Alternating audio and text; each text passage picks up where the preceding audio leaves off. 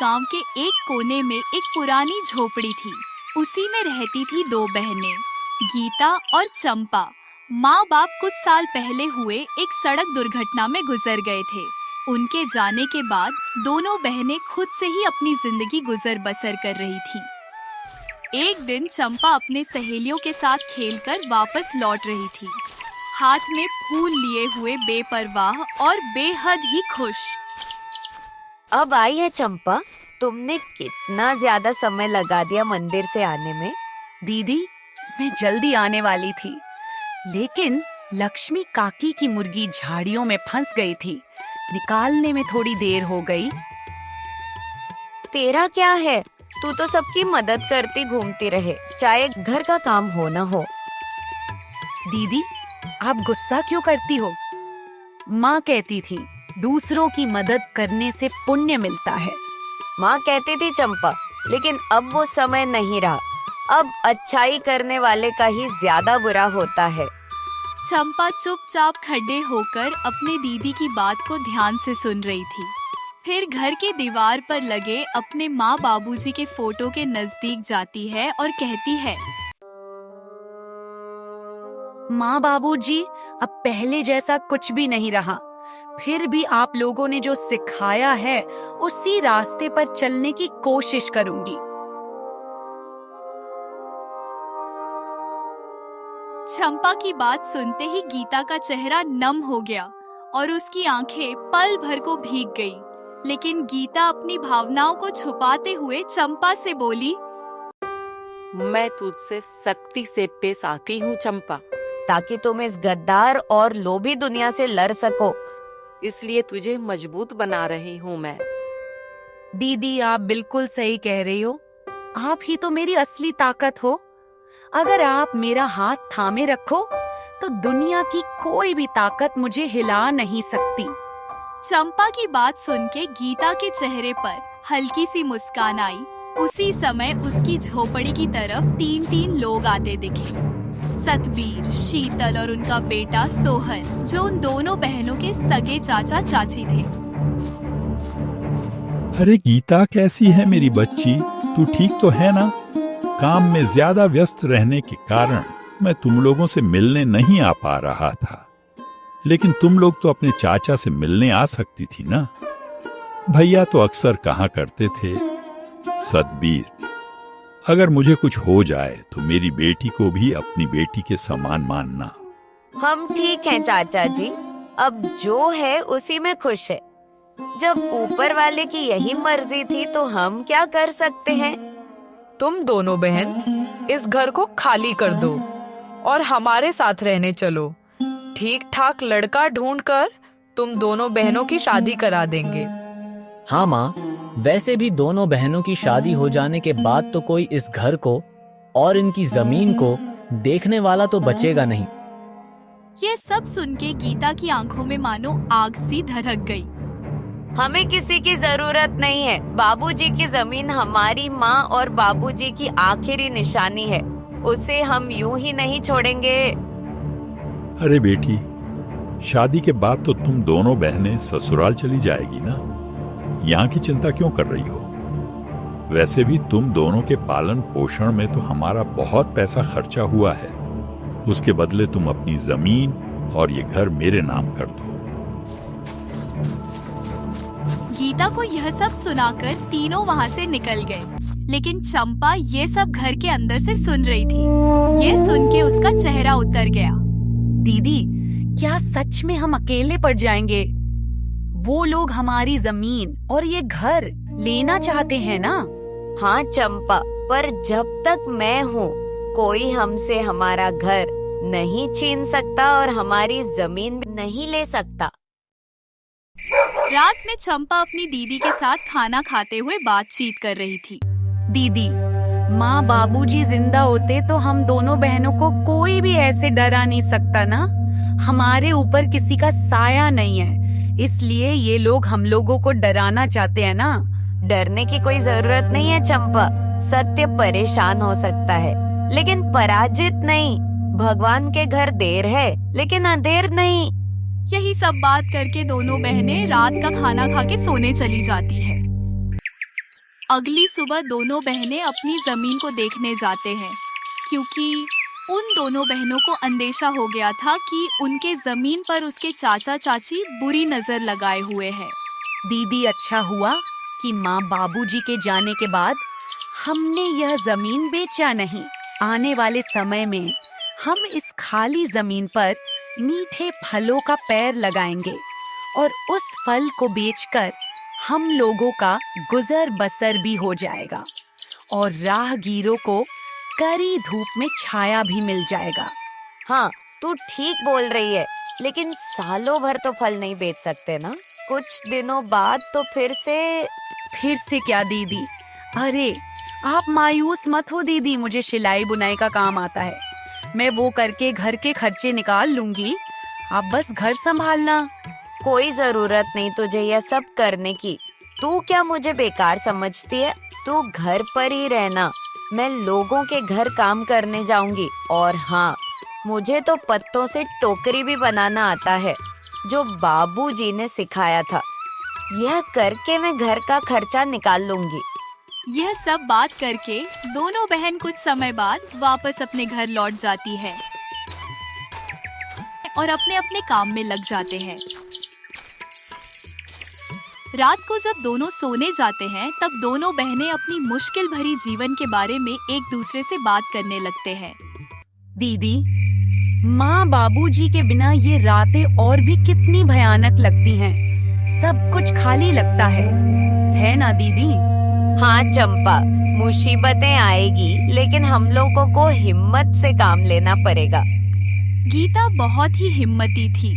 वह तो किसी से मदद भी नहीं लेना चाहती, लेकिन उसे अपनी बहन को लेकर बहुत चिंता होती थी। अगले दिन जब दोनों बहनें खेत पर पहुंची, तो देखा कि जमीन के बीचों बीच किसी ने ईंट का दीवार बना दिया है। दीदी, हमारे जमीन पर ये दीवार कौन बनवा रहा है? यह जरूर हमारे चाचा चाची का काम होगा, लेकिन ये काम अकेले चाचा चाची नहीं कर सकते। इस काम में गांव के कुछ और आदमी पक्का मिले होंगे। उसी वक्त दूर से सतबीर आता दिखा। उसके साथ शीतल और उनका बेटा सोहन, और उनके साथ एक पुलिस वाला भी था। उन लोगों के चेहरे पर कुटीली मुस्कान थी। अरे बेटी, घबरा क्यों रही हो? हम तो बस मदद करना चाहते हैं। तुम्हारे माँ बाबूजी तो अब रहे नहीं, अब तो हमें ही सब कुछ देखना होगा ना। चाचा जी, आपके मदद की कोई जरूरत नहीं है हमें। अरे लड़की, बड़े लोगों से बहस क्यों कर रही हो? तुम्हें कानून के बारे में कुछ पता है या नहीं? चुपचाप अपनी जमीन और घर अपने चाचा के नाम कर दो।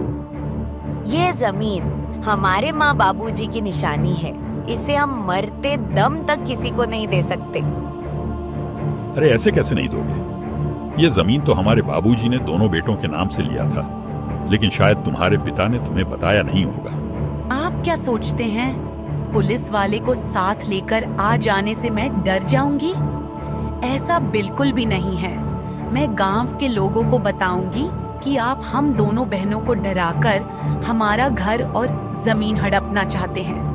अरे चंपा, इतने तेवर क्यों दिखा रही हो? छोटी हो, छोटी बनकर रहो, ऐसे बड़ों के बीच मत बोल, समझी? अरे जाओ, कैसे बड़े लोग? जिनकी सोच ही छोटी हो वो कभी बड़े नहीं हो सकते। अब अगर आप लोग हम लोगों के पास से अब भी नहीं गए तो अच्छा नहीं होगा। हम दोनों बहनें कमजोर दिखते हैं पर डरते नहीं हैं। सतबीर ने सबको चुप होने को कहा और बोला, ठीक है बेटी, हम तो जा रहे हैं, लेकिन कानून अपना काम करेगा। जब कानून अपना पावर दिखाएगा ना, तब तुम खुद समझ जाओगी कि जमीन किसकी है। चारों वहाँ से धमकी देते हुए चले जाते हैं। गीता और चंपा कुछ देर तक खामोश खड़ी रहती है।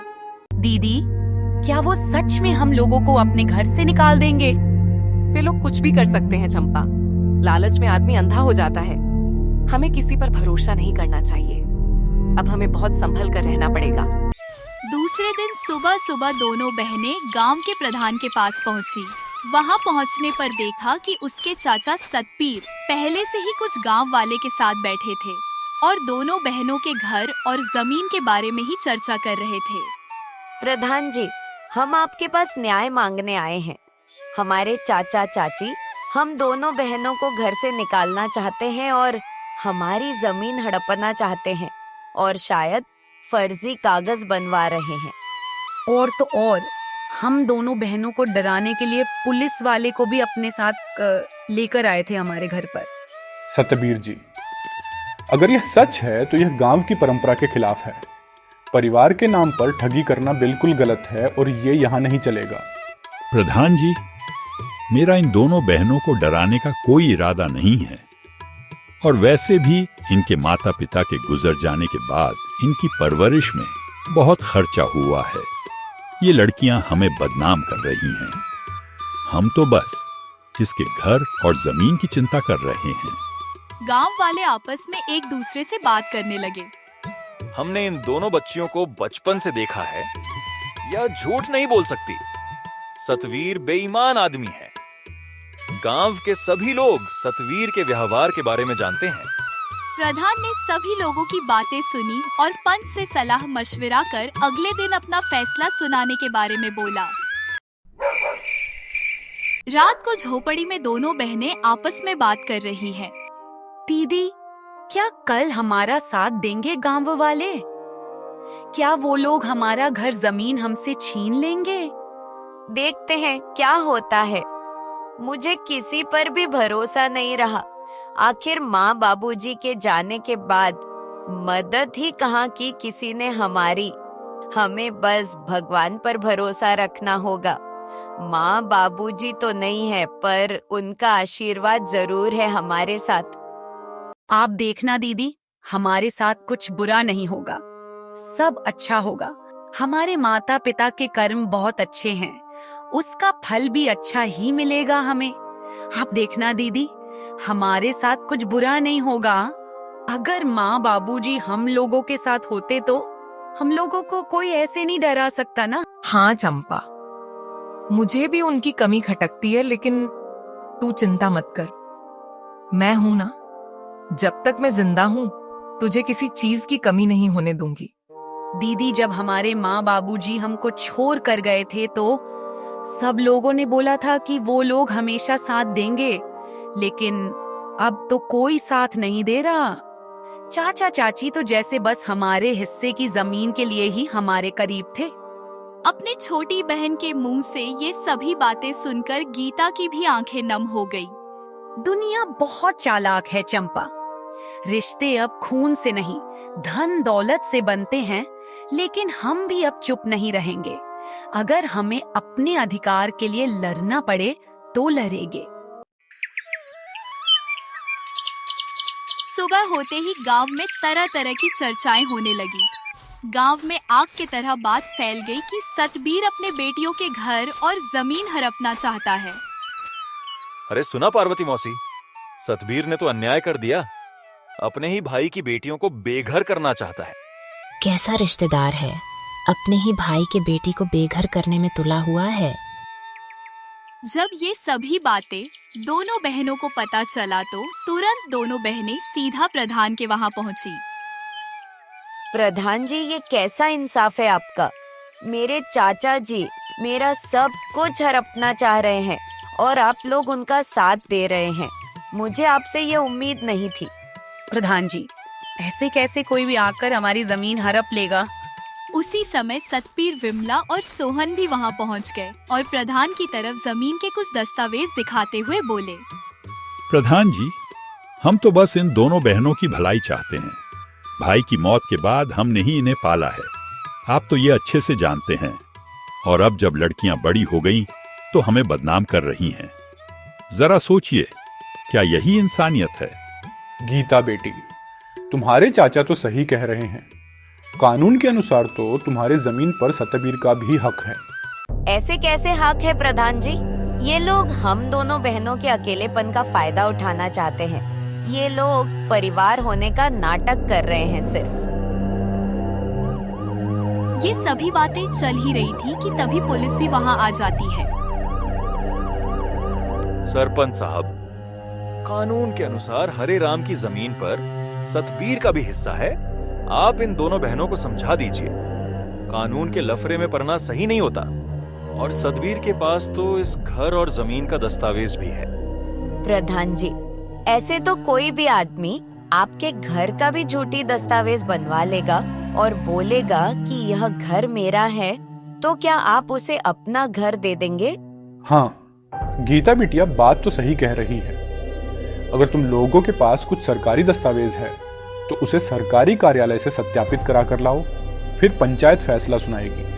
प्रधान के मुंह से यह सुनने के बाद सतबीर, शीतल और सोहन थोड़ा हताश नजर आए और वे लोग वहां से निकल गए। बेटी, मेरे बारे में गलत मत सोचना। मैंने कभी नहीं सोचा था कि तुम्हारे सगे चाचा पैसों के लालच में इतना गिर जाएंगे। मैं कसम खाता हूं कि मैं तुम लोगों के साथ कुछ भी गलत नहीं होने दूंगा और सतबीर को उसके किए की सजा जरूर दूंगा। प्रधान के मुंह से यह सुन के दोनों बहनें खुशी खुशी घर लौट गई।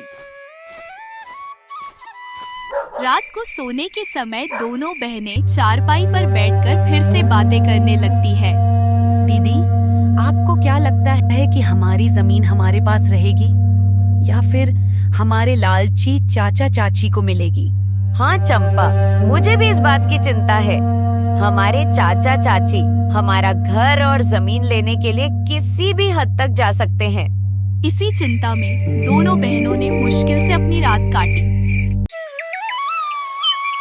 दीदी, हम दोनों बहन आज खेत चलते हैं।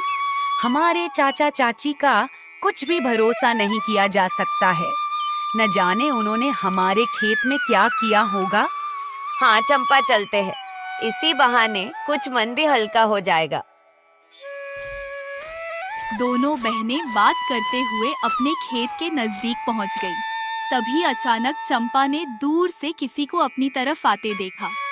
दीदी, वह देखो, वह सोहन ही है ना? वह हम लोगों के ही पास आ रहा है। कुछ गुंडे भी हैं उनके साथ। सोहन दोनों बहनों के सामने खड़ा हो गया और जोर जोर से दोनों बहनों से बहस करने लगा। आखिर तुम दोनों बहनें समझती क्या हो अपने आप को? मेरे माँ बाबूजी जो तुम्हें कह रहे हैं उसे मानते क्यों नहीं हो? अब तो मानो तुम दोनों बहनों को किसी का डर ही नहीं रहा। लेकिन क्या सोहन भैया, हमने किसी से कुछ छीना नहीं है, बस जो हमारा हक था वही लिया है। ये सब मेरे बाबूजी की जमीन है और हम इसे किसी को नहीं दे सकते। तुम लोगों को बहुत समझाया प्यार से। लगता है अब सीधी उंगली से घी नहीं निकलेगी, अब उंगली टेढ़ी ही करनी पड़ेगी। तुम लोगों को सबक सिखाना बहुत जरूरी है। सोहन दोनों बहनों को धमकी देकर डराता रहा और घर और जमीन अपने पिता के नाम करवाने की जिद करता रहा। चंपा बुरी तरह से डर गई और अपने दीदी से बोली, दीदी, सोहन भैया तो हम लोगों को घर से निकालने की धमकी दे रहे हैं और सबक सिखाने की बात कर रहे हैं। आप भी इसे बोलिए ना कुछ। हम लोगों का कोई साथ देने वाला नहीं है तो ऐसे डराएंगे ये लोग? नहीं चंपा, कोई जरूरत नहीं है इस बदमाश भाई के मुंह लगने का। तुम चिंता मत करो, किसी की क्या मजाल जो हमसे हमारा हक छीन ले।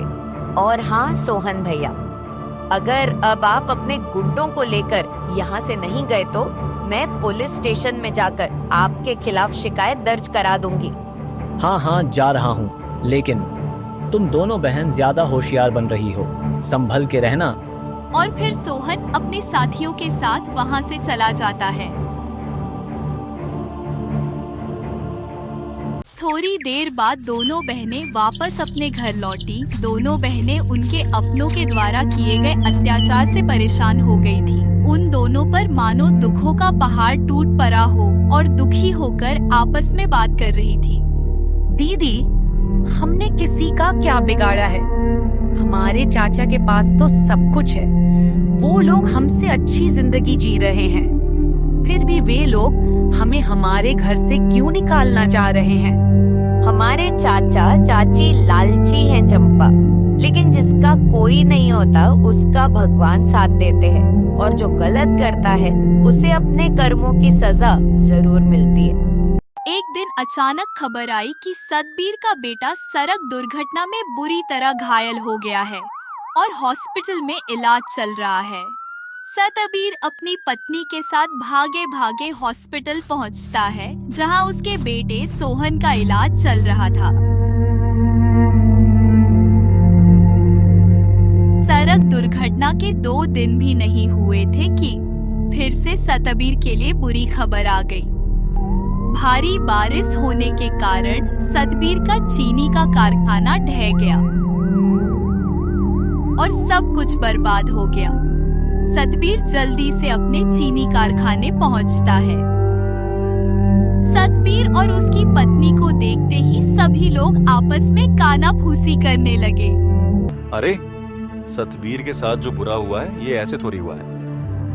उन्होंने बिन माँ बाप के उन दोनों लड़कियों को बहुत परेशान किया था। अब देखो क्या हुआ इनके साथ। मेरा तो यही मानना है कि भगवान मनुष्य को उसके किए हुए कर्मों की सजा जरूर देता है। अच्छा करोगे तो अच्छा फल मिलेगा, अगर कोई बुरा करेगा तो बुरा फल मिलेगा, जैसा सतबीर के साथ हो रहा है। गांव वालों की बात सुनकर सतबीर और उसकी पत्नी बहुत ही शर्मिंदगी महसूस करता है और सीधा दोनों बहनों के पास माफी मांगने पहुंच जाता है।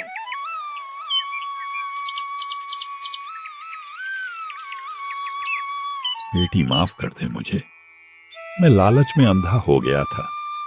मेरी सोचने समझने की शक्ति खत्म हो गई थी। अब आप लोगों को क्या चाहिए हम दोनों बहनों से? इतना तो तंग किया है आपने हम लोगों को, अब क्या बाकी रह गया है? नहीं बेटी, मुझे कुछ नहीं चाहिए। मैं अपने किए पर बहुत शर्मिंदा हूँ। मुझे अपने कर्मों का फल मिल गया है।